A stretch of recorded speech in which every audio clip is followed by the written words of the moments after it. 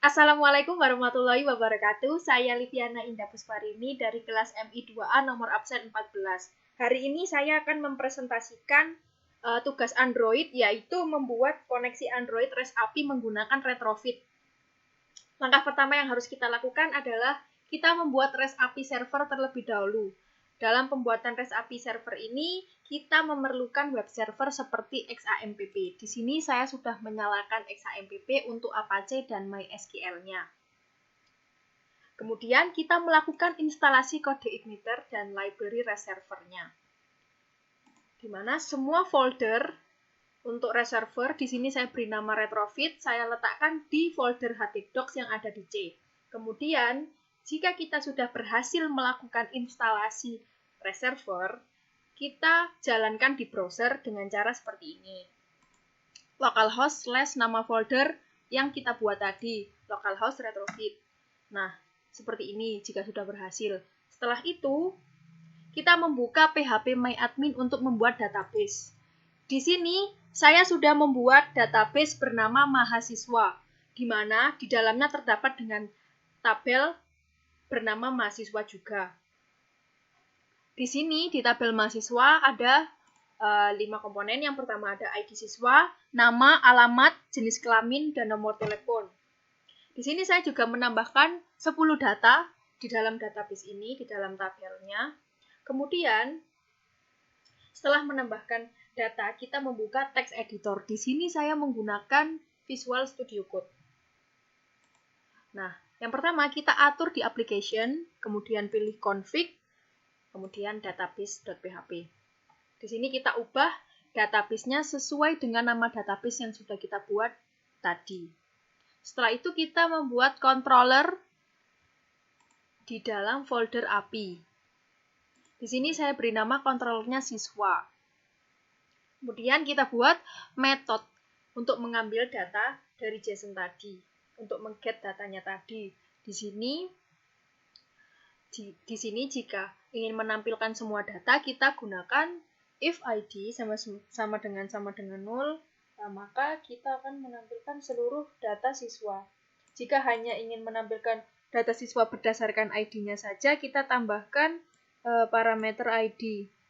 Kemudian di sini mengarah pada model yang kita buat pada model. Nah, setelah kita membuat controller ini, kita membuat model. Di sini saya membuat siswa_model. Nah, di sini akan mengarah pada database yang sudah kita buat tadi. Jika ingin menampilkan semua data siswa, maka return thisDB get mahasiswa.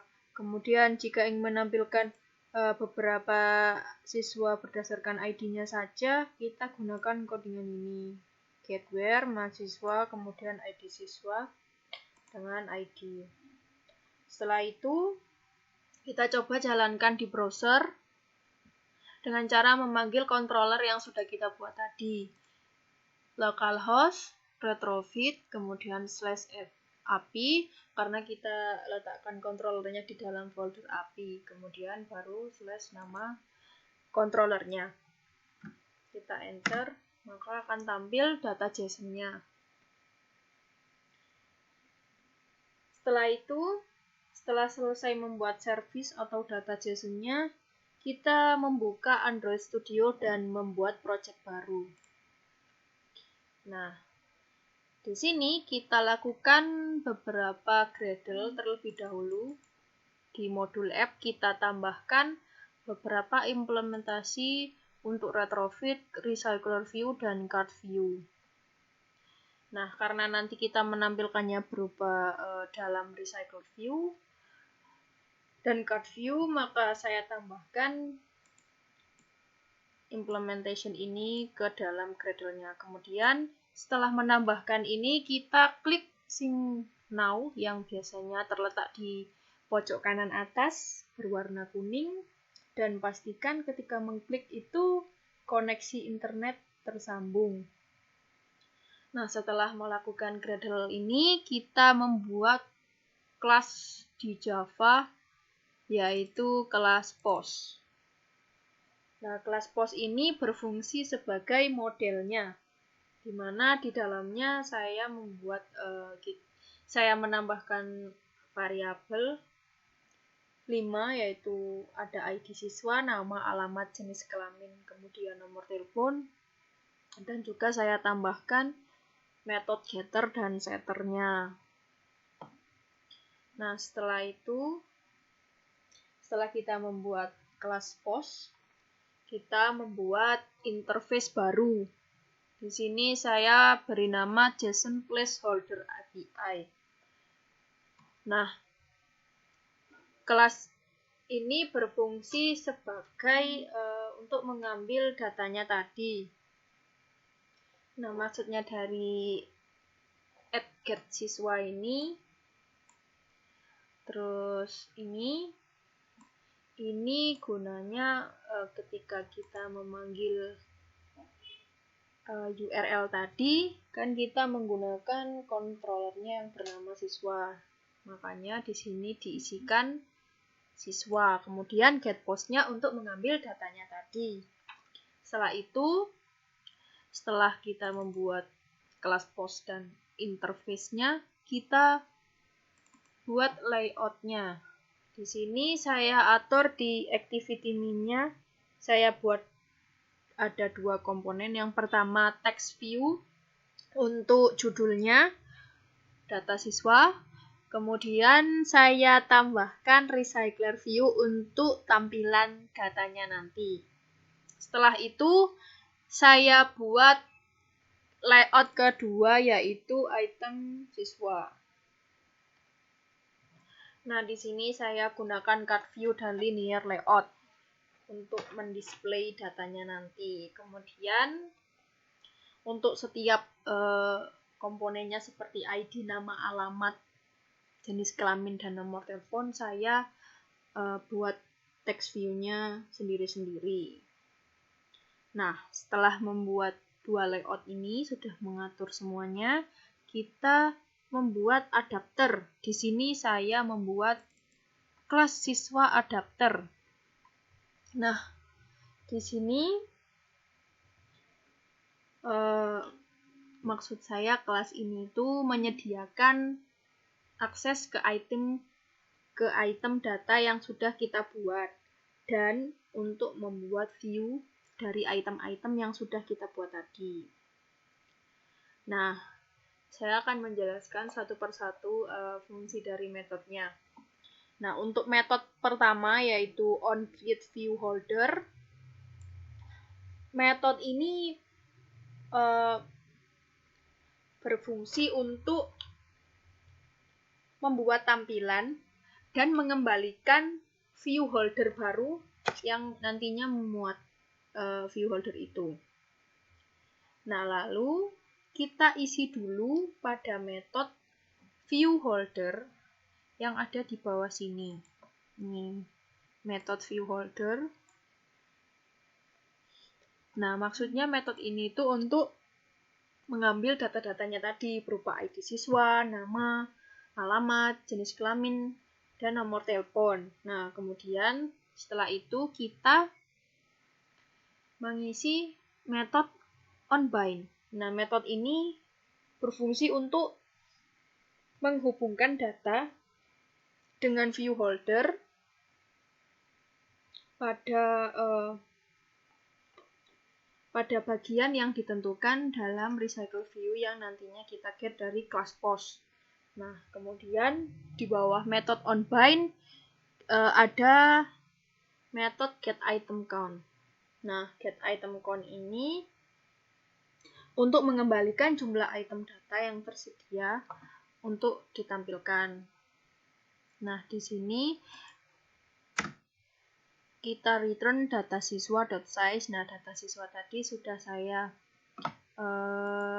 tambahkan di sini, di atas sini. Kemudian saya buat konstruktornya juga.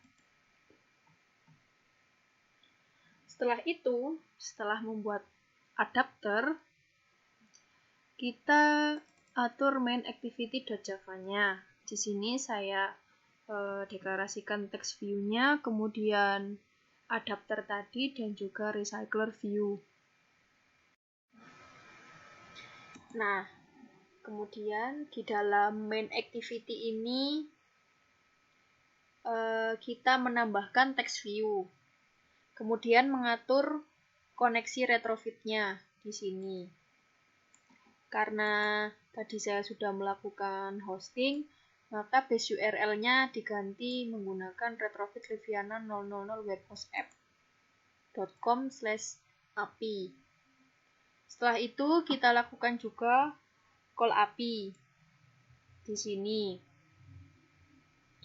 Nah, kita lakukan pengecekan pada method onResponse. Nah, pada method ini. Nah, method onResponse ini kita gunakan ketika perintah Android dapat melakukan komunikasi dengan server REST. Nah, jika Android tidak bisa berkomunikasi dengan server REST, maka menggunakan ini metode onFailure. Nah, di dalam metode onResponse ini kita tambahkan codingan generate data list response.body, di mana kita sebelumnya harus membuat metodenya terlebih dahulu. Seperti ini. Metode ini digunakan untuk mengenerate list data kita menggunakan recycler view. Nah, di sini kita masukkan recycler view tadi, kemudian kita panggil ID-nya menggunakan yang sudah kita buat di layout tadi. Kemudian di sini kita tambahkan adapter new siswa adapter untuk membuat adapter dan menampilkan list datanya. Kemudian di sini kita set layout-nya juga untuk membuat recycler view-nya. Kemudian kita hubungkan adapter dengan recycler view-nya. Seperti ini, recycler view.setAdapter, kemudian adapter. Nah, setelah itu, setelah kita mengatur main activity-nya, kita membuat file XML di dalam folder XML. Di sini saya memberi nama network security config untuk memasukkan domain dari URL tadi yang sudah kita hosting. Nah, di sini saya masukkan retrofit liviana.000webhostapp.com. Nah, setelah kita membuat XML untuk network security-nya ini, kita atur di Android manifest-nya. Nah, kita tambahkan codingan ini, user permission ini untuk mengizinkan komunikasi melalui internet. Nah, setelah itu kita panggil file XML tadi dengan cara seperti ini, Android Network Security Config, kemudian add XML/network security config. Nah, setelah itu saya akan coba untuk build dan run aplikasi di handphone saya. Nah, ini saya tampilkan. Akan tampil text view-nya berupa judulnya data siswa, kemudian data-data siswanya. Di sini ada 10 data ditampilkan menggunakan recycle view dan dibungkus menggunakan card view, di mana dari setiap data siswa ini ada ID, kemudian nama, alamat, jenis kelamin, dan nomor telepon. Nah, seperti ini hasilnya. Terima kasih. Cukup sekian, terima kasih atas perhatiannya. Wassalamualaikum warahmatullahi wabarakatuh.